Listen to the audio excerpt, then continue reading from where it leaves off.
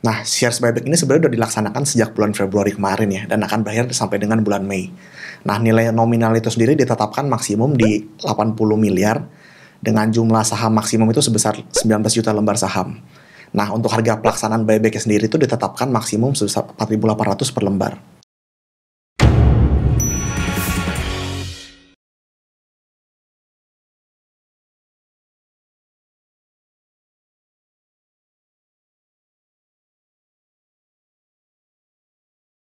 Hai, welcome back to Superstock. Di Superstock kali ini kita telah memilih satu saham dari sektor kesehatan.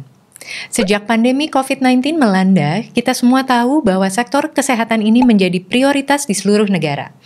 Bagaimana perkembangan sektor kesehatan di Indonesia? Langsung saja kita tanya Joshua Michael, Research Analyst dari Mirai Asset Sekuritas Indonesia. Hai Josh. Hai Al, hai sahabat Mirai Asset.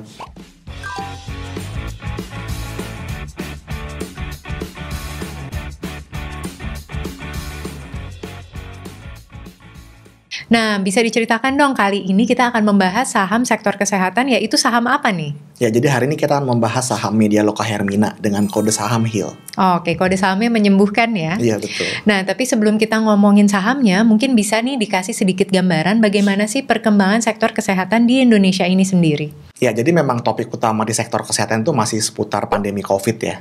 Jadi tapi sebelumnya kita mau menjelaskan dulu nih kalau kita kan lebih memfokuskan pembahasan di Jakarta. Karena di kasus positif di Jakarta itu mencakup sekitar 25 sampai dengan 30% dari total kasus nasional. Jadi bagaimana imbas COVID ini sendiri terhadap sektor kesehatan selama setahun terakhir? Ya, jadi kita agak flashback sedikit ya ke kuartal kedua tahun 2020 ya, di mana memang pada awalnya pas pandemi COVID itu jumlah hari rawat inap dan jumlah kunjungan rawat jalan dari rumah sakit itu turun ya. Nah, kalau jumlah hari rawat inap itu turun sekitar 30-40% Q-on-Q. Kalau jumlah kunjungan rawat jalan itu turun lebih dalam, sekitar 50-60% Q-on-Q. Itu karena yang pertama, masyarakat itu sendiri lebih enggan ya untuk ke rumah sakit, untuk berobat. Karena mereka takut terkena dari virusnya itu betul, sendiri ya? Betul. Okay. Dan kalau yang kedua, kalau kita lihat kan di awal-awal pandemi, pemerintah tuh cukup responsif ya dengan mendirikan rumah sakit di Wisma Atlet ya. Dan jadi awal-awal pasien yang terkena COVID itu beberapa untuk memilih di karantina di Wisma Atlet ya. Betul. Oke. Ya, jadi kan seperti kita ketahui bersama kalau rumah sakit darurat di Wisma Atlet itu kan disubsidi oleh pemerintah ya. Jadi menarik masyarakat yang terkena COVID untuk berobat di sana.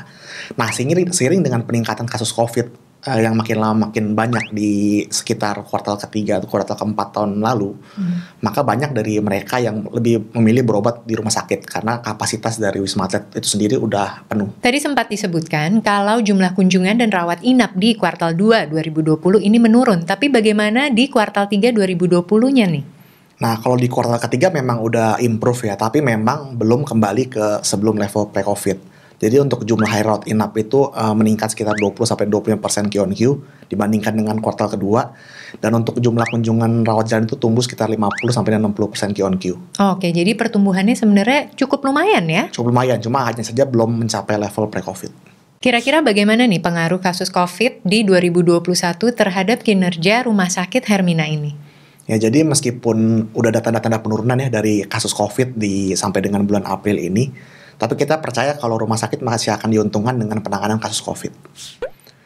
Kami memproyeksi kasus COVID di Jakarta mencapai 400.000, tumbuh sekitar 2 kali lipat dibandingkan dengan tahun 2020, yaitu di 187.000. Jadi di 2021, kami memperkirakan jumlah hari rawat inap dan kunjungan rawat jalan itu bisa tumbuh sekitar 10 sampai dengan 15% year on year. Dan karena reimbursement rate dari pemerintah itu untuk pasien COVID itu sebesar 2-3 kali lebih besar dibandingkan pasien non-COVID, maka kami percaya hal ini akan berdampak positif terhadap perolehan pendapatan dan laba bersih dari rumah sakit. Di tahun 2021 ini, program vaksinasi telah dimulai sejak Februari. Nah, apakah hal ini akan mempengaruhi proyeksi kinerja dari rumah sakit Hermina ini? Ya, jadi untuk vaksinasi pemerintah yang udah berlangsung sejak Februari, itu memang untuk mitra keluarga dan Hermina itu sendiri masih melakukannya secara pro bono ya, yaitu secara cuma-cuma gitu. Tapi dengan keterlibatan mereka di program vaksinasi pemerintah, mereka berharap bisa ikut terlibat dalam vaksinasi gotong royong, yang mana partisipannya itu adalah karyawan swasta. Nah, dengan keterlibatan mereka di vaksinasi gotong royong ini, mereka berharap bisa mendapatkan tambahan pendapatan laba bersih selama 1 sampai dengan 3 tahun ke depan dari vaksinasi ini.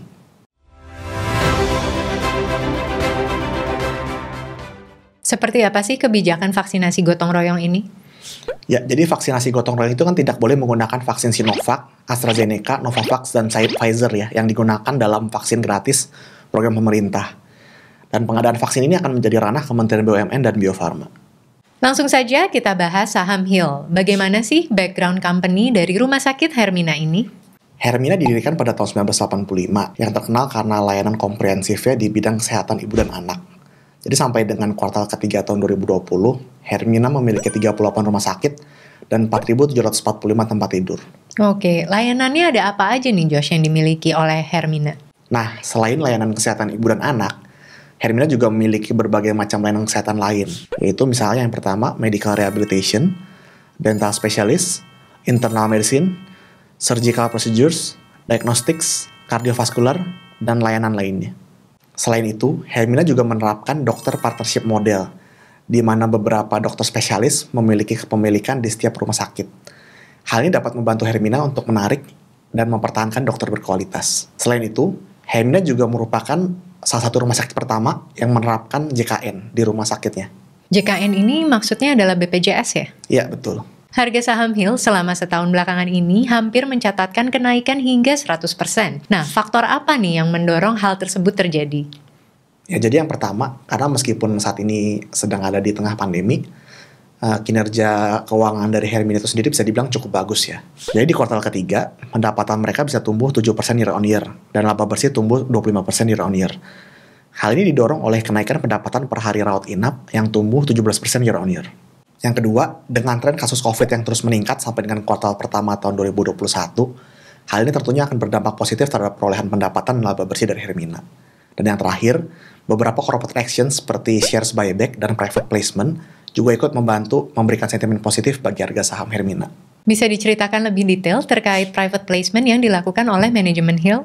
Nah, jadi di akhir tahun 2020 kemarin, Hermina telah menerbitkan 5 juta lembar saham baru dengan standby buyer itu perusahaan investasi asal Singapura. Nah, dengan harga pelaksanaan private placement itu sebesar 4.000 per lembar, nah Hermina itu mendapatkan sekitar 20 miliar rupiah, yang mana digunakan untuk belanja modal dan kebutuhan modal kerja. Bagaimana dengan strategi shares buyback nih? Sebenarnya apa sih yang melatar belakangi strategi buyback shares ini? Ya, jadi buyback itu udah dilaksanakan sejak bulan Februari kemarin ya, dan akan berakhir di bulan Mei. Oh, jadi gradual ya? Betul. Jadi bukan sekaligus ya, Betul. tapi bertahap. Tapi Betul. kenapa nih? Nah, shares buyback ini sebenarnya udah dilaksanakan sejak bulan Februari kemarin ya, dan akan berakhir sampai dengan bulan Mei.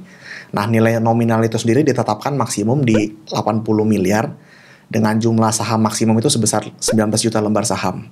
Nah, untuk harga pelaksanaan buyback sendiri itu ditetapkan maksimum sebesar 4.800 per lembar. Dengan shares buyback ini, Hermina berharap dapat menstabilkan harga saham mereka. Dan juga ke depannya, jika mereka membutuhkan tambahan modal, mereka dapat menjual saham treasury tersebut. Inisiatif buyback ini sendiri juga dapat menjadi tanda bahwa sebenarnya manajemen Hermina itu melihat bahwa harga saham mereka masih di bawah nilai wajar. Jadi biasanya pelaku pasar ini menanggapi positif hal tersebut. Bagaimana proyeksi Mirae Asset terkait pertumbuhan revenue dan laba Hermina di tahun 2021 ini? Di tahun 2021, kami mengestimasi pendapatan untuk tumbuh 29% year on year, dan untuk laba bersih bisa tumbuh 25% year on year. Oke, final questions nih. Bagaimana dengan valuasi saham Hermina di saat ini? Nah, untuk saat ini Hermina diperdagangkan pada PI 2021 sebesar 32 kali, dan EV/EBITDA 2021 sebesar 12 kali. Oke, thank you so much Josh atas analisa beserta insight saham Hill ini. Sama-sama, Al. Semoga insight dari tim research Mirae Asset Sekuritas Indonesia dapat membantu sahabat Mirae Asset untuk menentukan apakah saham ini cocok ada di portofolio kalian. Ingat selalu ya, investing is about forward looking. Sampai jumpa di episode Superstock selanjutnya dan happy cuan! Happy cuan!